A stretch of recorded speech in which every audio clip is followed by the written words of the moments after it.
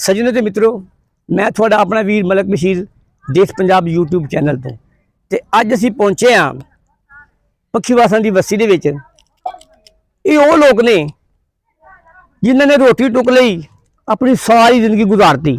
ना इन्होंने गौरनमेंट को कदी गैस की सहूलत मंगी, ना बिजली की सहूलत मंगी, ना पानी की सहूलत मंगी, ना सेहत की सहूलत मंगी, ना कोई तालीम की सहूलत बारे इन्हें कभी कोई गल की। अज असी पंजाब सरकार तो ये मंग करते हैं कि बेनज़ीर इनकम सपोर्ट प्रोग्राम,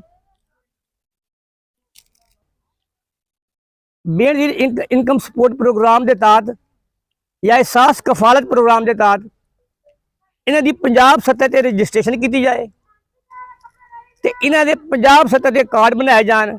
जिहड़ी भी जगह ते जान, जिस भी इलाके से जान, उत्थे दी इंतजामिया इन्हां अकामोडेट करे तो इन्हां नूं वजीफा लाए।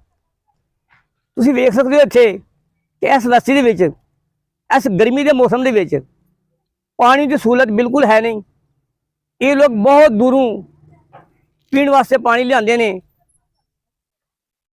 तो तुसीं वेखो कि इन्हां दी खस्ता हाली, तुसीं देखो सारे नाल छोटे छोटे बच्चे खलोते हैं।